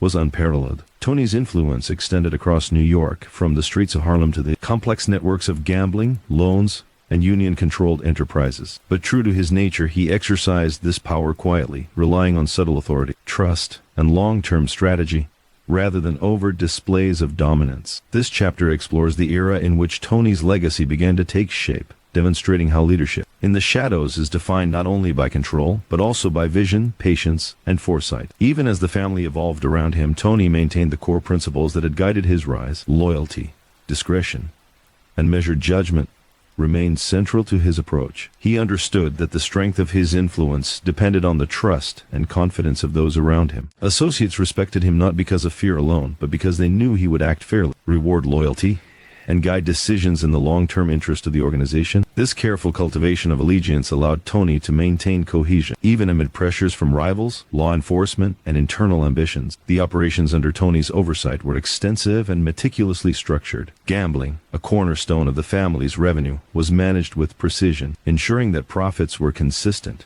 while minimizing unnecessary attention. Loan sharking enterprises were carefully monitored, maintaining control over both collections and lending limits to avoid conflict or exposure. Construction and union-related ventures provided both financial stability and strategic influence, securing contracts and maintaining long-standing relationships with key industry figures. Each aspect of the organization was interconnected, forming a resilient network that reflected Tony's disciplined oversight and strategic planning. Tony's approach to challenges was a blend of observation, calculation, and patience. When disputes arose, whether within the family, with other criminal organizations, or in dealings with external parties, Tony rarely reacted impulsively. He assessed motives, anticipated responses, and acted decisively at the precise moment that would produce the most favorable outcome. This methodical approach not only prevented unnecessary conflict, but also reinforced his reputation as a leader whose judgment could be trusted implicitly. Law enforcement scrutiny continued to be a persistent factor in Tony's life. By this period, federal agencies had become increasingly sophisticated, employing surveillance, informants,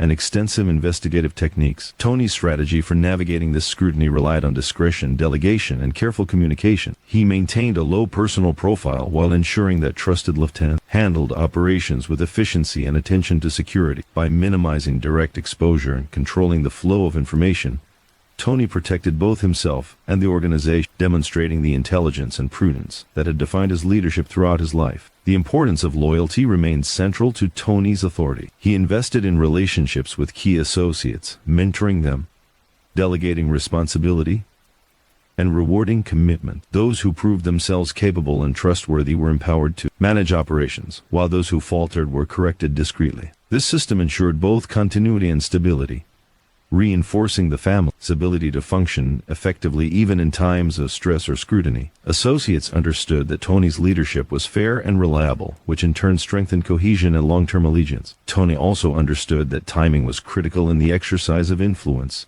Strategic patience allowed him to act when opportunities were optimal and avoid situations that could create unnecessary risk. This understanding extended to internal decisions, negotiations with rivals, and the management of law enforcement exposure. By carefully assessing the environment and executing decisions with precision, Tony maintained control over complex operations and reinforced the perception of his quiet yet formidable authority. As front boss, Tony's discretion became a form of power in itself. While others might have sought public recognition or used intimidation to assert dominance, Tony relied on subtle influence and strategic counsel. He advised on matters ranging from revenue distribution to territory disputes and interfamily alliances, shaping outcomes without drawing attention to himself. His ability to exercise authority invisibly was one of the defining aspects of his leadership, allowing the Genovese family to operate efficiently while remaining insulated from unnecessary external pressures. Tony's personal discipline continued to underpin his effectiveness. Despite the weight of responsibility, he adhered to routines that maintained focus and composure. Familiar social clubs, measured conversations with trusted associates, and attention to personal well-being allowed him to approach complex situations with clarity and steadiness. This personal stability reinforced his strategic decision-making and contributed to his reputation as a leader who was both consistent and reliable. One of the defining features of this period was Tony's focus on legacy. He understood that his role was not merely to manage the present but to shape the family's future. By cultivating capable lieutenants, maintaining efficient operations, and preserving loyalty, Tony ensured that the organization would endure beyond his tenure. His foresight extended to both personnel and operational strategy, positioning the Genovese family to remain resilient amid evolving challenges, rivalries, and law enforcement pressures. Despite decades in the shadows, Tony's influence was extensive and deeply felt. His strategic oversight, careful cultivation of loyalty, and measured decision-making created a network that was both resilient and adaptable. Associates deferred to his judgment, rivals respected his strategic mind, and law enforcement found it challenging to penetrate the careful systems he had established. Tony's ability to combine authority with discretion demonstrated that true power often lies not in spectacle or violence, but in patience, insight, and strategic execution. As Chapter 15 draws to a close, Anthony "Fat Tony" Salerno stands as a figure whose influence and legacy are defined by quiet mastery. He had navigated decades of internal rivalries, law enforcement scrutiny, and the complex dynamics of organized crime with intelligence and discipline. His rise to front boss was not marked by flamboyance or aggression, but by patience, strategic insight, and the careful cultivation of loyalty and trust. Tony's enduring influence serves as a testament to the power of subtle authority and the enduring impact of a leader who understands that true mastery is measured not by recognition, but by the strength and stability of the organization he shapes. By the mid-1990s, Anthony "Fat" Tony Salerno had already spent decades shaping the Genovese family's operation, establishing himself as a strategist, diplomat, and front boss whose influence extended throughout New York City. Yet, as with any long tenure in organized crime, Tony's path was never without trials. The pressures of leadership, the scrutiny of law enforcement, and the ambitions of rivals constantly tested his judgment and resilience. This chapter explores the challenges he faced during this period, showing how patience, strategy, and careful calculation allowed him to navigate adversity while maintaining authority and control. Tony's rise to prominence had been defined by careful planning and measured action, but the challenges of the 1990s were different. Law enforcement tactics had evolved, and federal investigations targeted organized crime with unprecedented intensity. Surveillance, wiretaps, undercover operations, and informants had become standard tools. In response, Tony relied on his decades of experience and his philosophy of discretion. He delegated sensitive operations to trusted lieutenants, maintained minimal direct exposure to potentially incriminating activities, and communicated cautiously, ensuring that the family's core operations remained protected. One of the most persistent challenges during this period was managing internal pressures within the family. Ambitious associates, jealous rivals, and shifting alliances required constant vigilance. Tony's approach remained consistent with his earlier philosophy: observe first, act strategically, and intervene only when necessary. He carefully assessed the motivations of individuals, identified potential points of conflict, and used negotiation and subtle influence to resolve issues before they escalated. This approach maintained cohesion and minimized the risk of internal disruption. Financial stability also required careful management. The family's gambling, loan sharking, and union-related operations remained central to its influence, but competition, changing markets, and increased law enforcement scrutiny made oversight more complex. Tony continued to rely on meticulous structure and delegation. Trusted lieutenants managed day-to-day operations, ensuring consistent revenue. While following the guidelines and protocols Tony had established, this balance of oversight and trust reinforced loyalty and efficiency within the organization. Tony's ability to navigate external pressures was equally critical. Rival families saw opportunities to expand influence,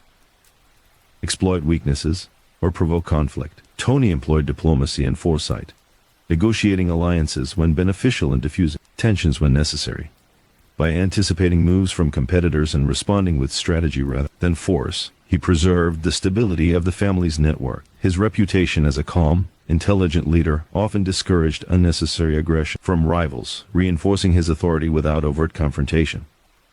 Loyalty was a guiding principle in managing challenges. Tony understood that the strength of his organization depended on the allegiance of his associates. He invested in relationships, mentored trusted lieutenants, and rewarded dedication with opportunity and protection. Mistakes were addressed privately, and loyalty was reinforced consistently. This approach created a network of associates who were committed not only to the organization's success but also to Tony personally. It was this combination of trust, respect, and mentorship that allowed him to maintain authority even under pressure. Law enforcement scrutiny presented constant threats. The federal government had intensified efforts to prosecute organized crime leaders, and Tony was acutely aware of the risk posed by informants or surveillance. His response relied on a careful balance of operational delegation, secrecy, and strategic foresight. By limiting his direct involvement in potentially risky activities, monitoring associates closely, and maintaining discretion in communications, Tony minimized exposure while continuing to guide the family's operations. His experience in evading scrutiny for decades proved invaluable during these years. Another aspect of Tony's resilience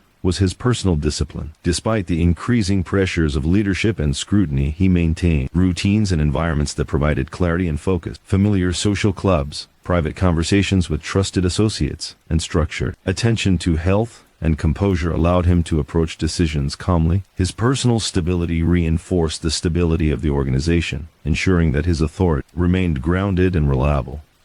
Tony's strategic patience was particularly evident in moments of potential conflict. Whether disputes arose over territory, profits, or loyalty, he rarely reacted impulsively. Instead, he observed, gathered intelligence, and intervened only when action would produce the most effective outcome. This measured approach minimized risk, preserved relationships, and maintained operational efficiency. Associates learned to trust his judgment, knowing that decisions were based on careful consideration rather than impulse. The challenges of the 1990s also required long-term planning. Tony understood that the future of the family depended on capable lieutenants, strong networks, and sustainable operations. He prepared for eventual succession, mentoring trusted associates to ensure continuity and stability. By investing in the next generation of leadership, Tony reinforced the resilience of the family, ensuring that his decades of work would endure beyond his personal involvement. Despite the trials, Tony's influence remained extensive and deeply rooted. His oversight of operations ensured that revenue remained stable, internal disputes were resolved efficiently, and relationships with rivals were carefully managed. His combination of strategic foresight, patience, and disciplined leadership allowed the Genovese family to withstand pressures that might have destabilized other organizations. Tony's approach demonstrated that enduring power in organized crime depended as much on intellect, restraint, and diplomacy as it did on control and authority. As Chapter 16 closes, Anthony Fat Tony Salerno exemplifies resilience in leadership. The trials he faced intense law enforcement scrutiny, internal rivalries, and external pressure highlight the complexity of maintaining authority in a world defined by risk and uncertainty. Through careful observation, strategic action, and cultivation of loyalty, Tony navigated challenges while preserving both influence and operational stability. His ability to endure adversity reflects not only his intelligence and patience but also the strength of a leader who understands that survival and power are built on discretion, foresight, and unwavering discipline. As the 1990s drew to a close, Anthony Fat Tony Salerno's life in organized crime had spanned more than half a century. From the streets of East Harlem to the highest levels of the Genovese family, Tony's journey was defined by patience, strategy, and an unwavering understanding of human behavior. His tenure as front boss, and indeed as a central figure in the family, was not marked by public notoriety or flamboyant displays, but by a quiet mastery of influence, loyalty, and operational control. This final chapter explores Tony's legacy, reflecting on the life of a man who shaped one of New York's most powerful crime families while remaining largely in the shadows. Tony's rise to prominence was gradual, built on decades of observation, calculation, and disciplined execution. From the early days of running small gambling operations and loans in Harlem, he learned the importance of trust and discretion. Each operation was a classroom, teaching him lessons about loyalty, negotiation, and human motivation. Over time, these lessons coalesced into a philosophy that guided every aspect of his life. Influence is more enduring when it is earned. Discretion is more powerful than spectacle. And patience yields outcomes that brute force cannot achieve. As front boss, Tony exemplified the value of subtle authority. He wielded influence not by intimidation or aggression, but by careful management of relationships, operations, and information. Associates knew that he was fair, that loyalty would be rewarded, and that mistakes would be handled privately. This approach fostered trust and commitment that strengthened the family's cohesion and resilience. By the time Tony reached the pinnacle of his career, his authority was recognized not only within the Genovese family, but also by rival organizations who understood that his counsel and presence carried weight. Tony's financial and operational management was another cornerstone of his legacy. Gambling operations, loan sharking enterprises, and union-related ventures were meticulously structured to maximize stability, efficiency, and profitability. He avoided unnecessary risks, choosing to grow the organization strategically rather than chasing quick gains that could invite law enforcement attention or internal disruption. This disciplined approach ensured that the family's influence remained strong over decades, providing both resources and leverage that others in the underworld could not easily replicate. His ability to navigate law enforcement pressures was particularly notable. Federal agencies had become increasingly sophisticated, employing wiretaps, surveillance, and informants to target organized crime. Tony responded with strategic caution, delegating sensitive activities to trusted associates and limiting his personal exposure. His foresight and understanding of operational risk allowed him to continue guiding the family effectively while minimizing legal jeopardy. This careful balance of visibility and discretion became a hallmark of his leadership. Loyalty, mentorship, and succession planning were central to Tony's enduring influence. He recognized that the survival of the organization depended on capable lieutenants who could execute operations with skill and discretion. By cultivating these associates and ensuring they were prepared to manage key roles, Tony strengthened the family's resilience and preserved his own legacy. The principles he instilled, discipline, discretion, strategic thinking, will continue to guide the family long after his personal involvement diminished. Tony's leadership also extended to diplomacy and conflict resolution. Within the family and across rival organizations, disputes were inevitable. Tony's approach was always measured. He observed, listened, and intervened at the moment that would yield the most constructive result. By resolving conflicts quietly and effectively, he reinforced his authority and maintained the stability of operation. This style of leadership, based on respect and strategic foresight, contrasted sharply with the more aggressive, violent tactics often associated with organized crime. Despite the pressures and dangers of his life, Tony maintained personal discipline. He frequented familiar social clubs, engaged in thoughtful conversations with trusted associates, and adhered to routines that preserved clarity and focus. This discipline allowed him to approach challenges calmly, make calculated decisions, and maintain a steady presence even during times of upheaval. It also reinforced his reputation as a leader who was reliable, measured, and consistent, qualities that earned loyalty and respect across generations of associates. As his career matured, Tony also became a figure of reflection. He understood that his actions had lasting impact, not just on the organization, but on the lives of those around him. Decisions made in offices, social clubs, and behind closed doors shaped the livelihoods of associates, influenced rivalries, and directed the flow of power and money through New York City. Tony's awareness of the weight of leadership reinforced his careful,